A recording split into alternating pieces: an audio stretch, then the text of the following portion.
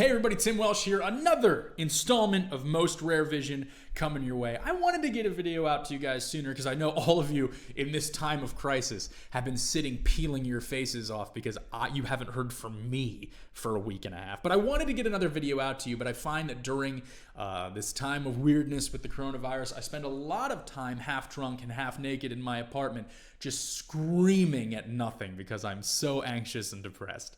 But I decided to squeeze you in. But you wouldn't believe how many text messages I get, Instagram posts I see, social media updates of people trying new things, right? They're baking bread, they're doing yoga for the first time. But one of the things that I would strongly recommend in this time, as I'm sure you would probably guess, is reading some Shakespeare, right? Perfect. So you're going to go over to your bookshelf and you are going to grab something that looks like this. This is probably something like what you have. It's just a complete works of William Shakespeare. This is by Spring Books. I only say that because some people care about the version and the publication. We'll talk more about that in a later video. And you're going to pick up your book and you're going to start reading. You're going to open up. I know what I'm going to read. I'm going to read Hamlet. Hamlet, Prince of Denmark. Most powerful piece of literature in the English language, right? That's what we're told all the time. And I'm going to start off, and I'm going to read Act 1, Scene 1. Elsinore, a platform before the castle. Who's there? Answer.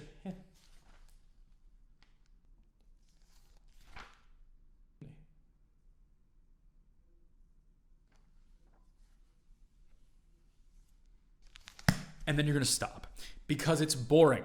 And it is boring to read like that. If you try to approach reading Shakespeare the way that you read any other book, you're not going to have the tools you need to get through it. Because Shakespeare didn't write books. He wrote scripts, and you all know that. But what that means is that a lot of the work that you have to do in order to realize what is being said falls on you. Now, it was supposed to fall on a group of actors. It was supposed to fall on people making costumes, setting up scenery, choreographing fights, all of these different elements of the theatrical art. But now it's your job. Now, I'm also not suggesting that you need to listen to jerk actors that are trying to pick you up at a bar when they say something like, Shakespeare is something you cannot just read. You have to hold on to it and really fully experience it. I am very bad in bed. Would you please just buy this for me? That's nonsense. You don't need to see Shakespeare to be able to appreciate it. There are too many scholars of literature who have an intimate relationship with just the text to be able to say that it requires an actor to bring it to life. It doesn't. But it does require you.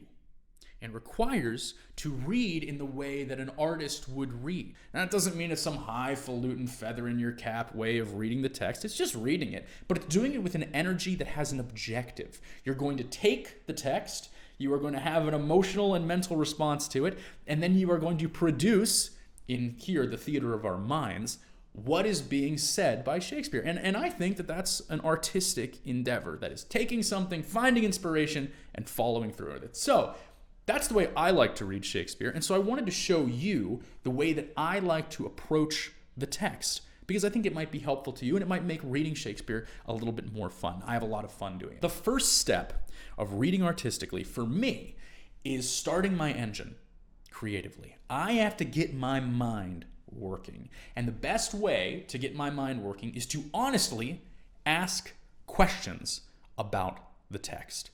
There's a lot of things in Shakespeare that we don't understand. The language is archaic. The choice of words is strange. The meaning is sometimes just opaque. By the way, it was often opaque even in Shakespeare's time. He wasn't writing the way people spoke back then either. So you're not that far behind from people who were listening at that point. But going through the text, and when you find something you don't understand, honestly asking a question about it is a very, very valuable tool. You're going to start creating in your mind what is going on the page. And when you do that, if you're asking questions that are inspiring you, that are pulling you through the text, not only will you start thinking the way the text is written, but I bet because of the efficacy of Shakespeare as a writer, you will start feeling the way that Shakespeare wanted you to feel when you saw the play as well. Thinking, feeling, we're starting by asking questions, we're going to approach the text in that way. And that, I think, is really reading artistically. I'm going to show you now kind of what I like to do when I approach a text? Now, a lot of these questions I already know the answer to, but I'm going to go through this as if I were reading it the first time and see if I can, what are my questions that I have right now? What do I need to know as an artist putting this play up in the theater of my mind to be able to do it justice? So here we are, Act 1, Scene 1 of Hamlet. Scene 1, Elsinore, a platform before the castle. What is Elsinore? I do not know. I don't know what that is. But however, there's a castle there. So either Elsinore is the castle or it's a place where there is a castle. I know sometimes they would kind of be interchangeable. Back in medieval times, they would call the castle the same name as the place. So it's entirely possible that it's that. I don't really know where we are, though, because it hasn't said it, even though it does say Hamlet, Prince of Denmark. See, that's reading closely there. Scene 1, Elsinore platform before castle. Got it. Francisco at his post. He's at a post. What does that mean? It means he's at a place where he's supposed to be. Usually military in nature, right? A post is someone is there for a specific reason at a specific time. It is his post, so this says. Enter to him Bernardo. So someone is coming in and speaking to him. And Bernardo says, "Who's there?" Who's there? What? Didn't we just decide that Francisco is standing where he's always supposed to be at a specific time? It's his post.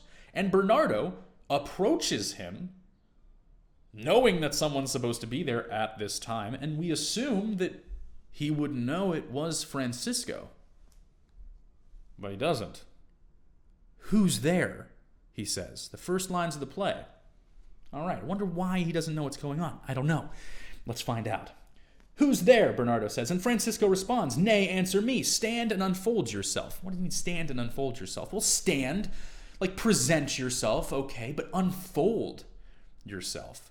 Now, Shakespeare dictionaries, I'm not going to pull them out and look at them right now, but I've already have done this. Shakespeare dictionaries will tell you that unfold means to reveal oneself, to come clear with oneself, to be honest and upfront, to say who you are, to unfold oneself. Makes perfect sense. Shakespeare does that a lot, where he'll say two things that kind of mean the same thing, stand and unfold yourself. He does that pretty often. But unfold, to me, I don't need to be beholden to this dictionary. I'm trying to enjoy this for myself. So unfold to me, if he's telling him to unfold, that means that Bernardo must have been folded when he came in. And what does that mean? How does one approach someone in a folded way? Is he hunched over? Does he have his hands crossed in front of his chest? Maybe that's it. And why do we do this?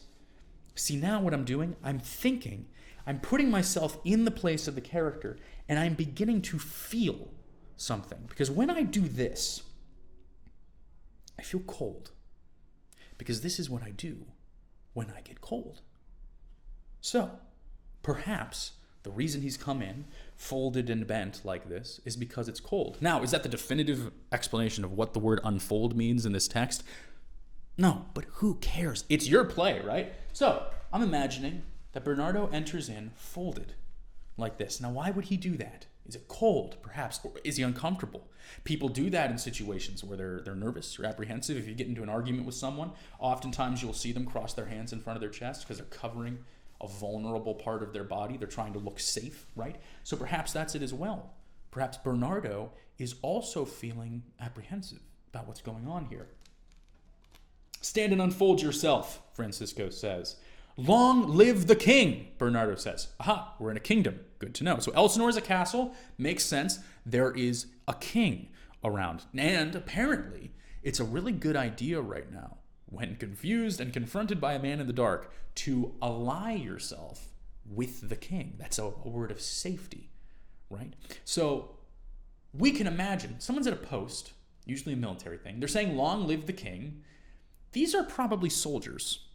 If I was at a play, I could see the way they were dressed, but right now I have to make up that decision for myself. So let's call them soldiers. Makes sense to me. They're allied with the king, and they're making it very clear they're on the king's side. Maybe that's important to our plot. Long live the king, Bernardo says, identifying himself. Francisco says, Bernardo? He, Bernardo responds.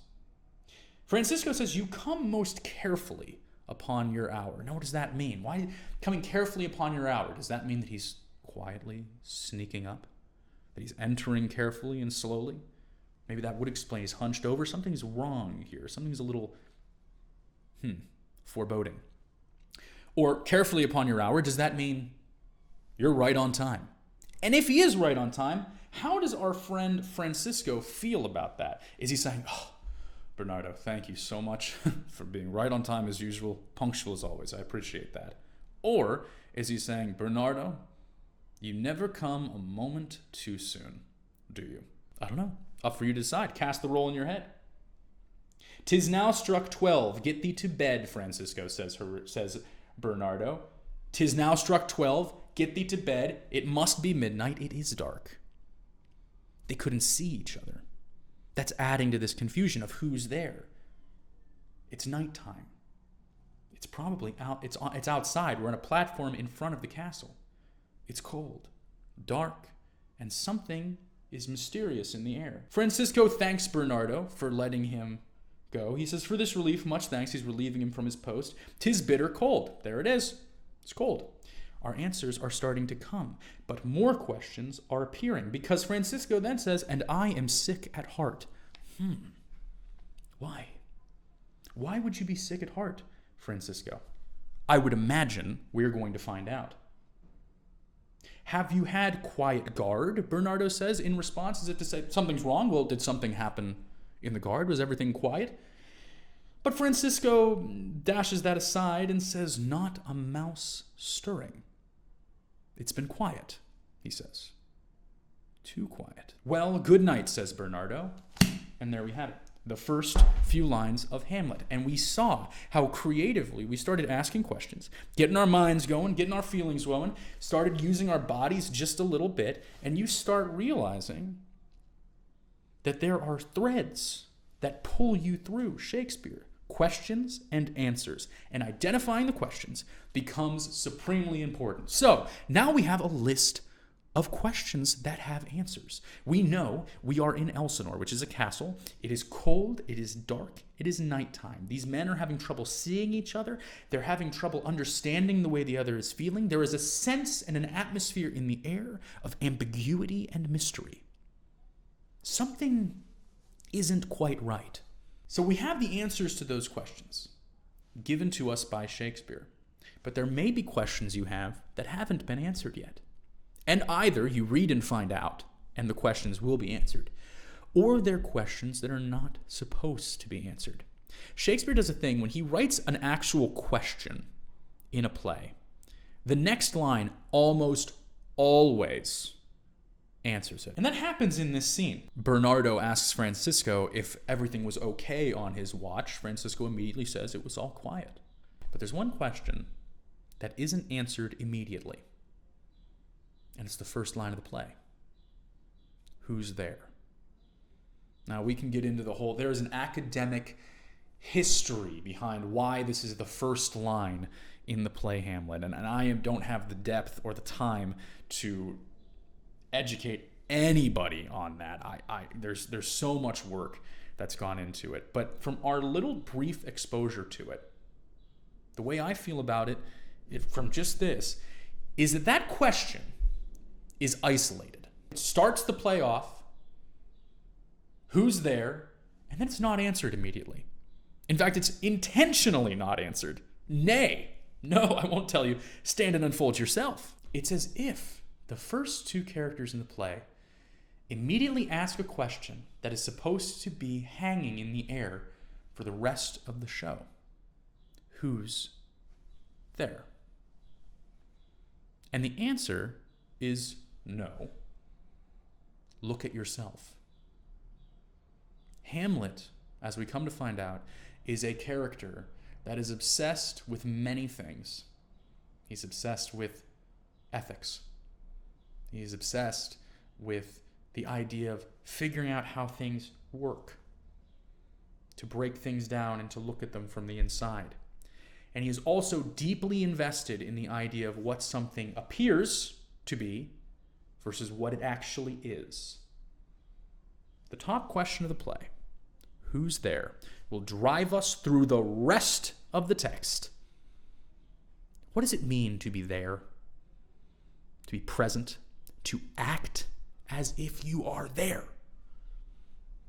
This is something Hamlet's going to grapple with. And it's something we as an audience, we as readers, we as artists should be grappling with as well. Shakespeare gives us the main question right off the bat. Who's there? The answer, my friend, is entirely up to you. We read the text, we keep asking our questions, and soon it will start coming to life. It'll be fun.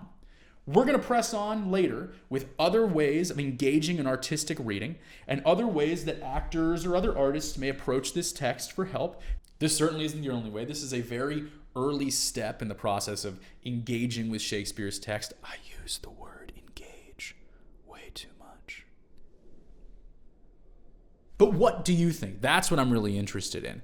When you read these lines or any other lines from the canon with the idea of asking questions, what did you come up with? How did you answer them?